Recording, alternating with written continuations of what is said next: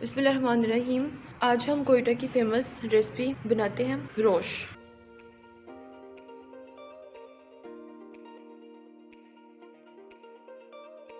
सबसे पहले cooking pan में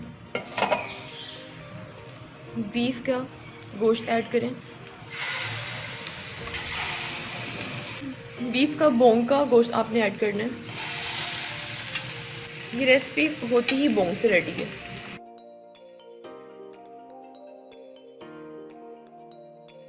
इसमें थोड़ी सी चर्बी भी लाजमी ऐड करनी है आपने, उससे फ्लेवर एनहेंस होगा इस डिश का।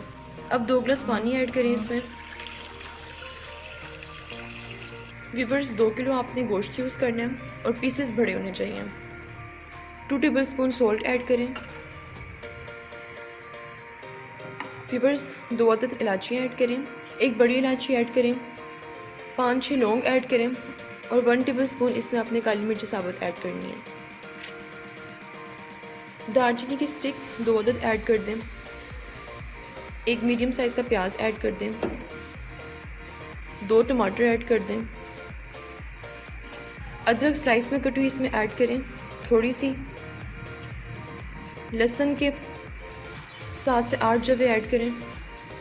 फिर इसे मिक्स कर लें और वेट करें कि एक बॉईल आ जाए। जैसे ही एक बॉईल आ जाएगा तो मैं फ्लेम बिल्कुल लो कर दूंगी और 3 से 4 घंटे के लिए लो फ्लेम पे आपने इसको बस पकाना है। लो फ्लेम पे पकाएंगे तो इसका टेस्ट बहुत अच्छा आएगा। व्यूवर्स, बॉईल आ चुका है और मैं आपको बताती जाऊँ कि आपने गोश्त को अच्छी तरह से वॉश करना है और इसके ऊपर जो पहली झाग आएगी वो आपने उतार लेनी है चम्मच के साथ और वेस्ट कर देना है उसको। इसकी फ्लेम लो कर दें और बिल्कुल लो फ्लेम पे आपने इसको 3 घंटे के लिए पकाना है, जब तक कम्प्लीटली टेंडर ना हो जाए। हाई फ्लेम नहीं करना, अदरवाइज़ आपको वैसा टेस्ट नहीं मिलेगा रोश का, जो इस डिश की स्पेशलिटी है। आपने गोश्त को बहुत ज़्यादा टेंडर करना है। गोश्त टेंडर हो चुका है, रोश रेडी है। बहुत अच्छी तरह से नरम होना चाहिए गोश्त। देखिए, आप देख सकते हैं 1 सेकंड से भी पहले गोश्त टूट गया, इतना नरम गोश्त होना चाहिए। अब तकरीबन 4 अदद सब्ज़ मिर्चें लें, इसको इसमें ऐड कर दें और इसे कवर कर दें। तकरीबन 10 से 15 मिनट के लिए हल्की आंच पे इसको रख दें ताकि सब्ज़ मिर्चों का अच्छा सा फ्लेवर आ जाए। फिर मैं इसे डिश आउट करूँगी।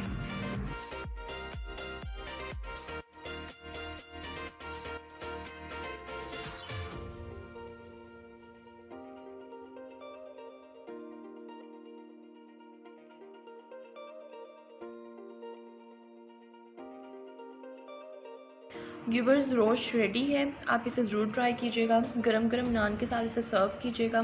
मुझे अपनी दुआओं में याद रखिएगा।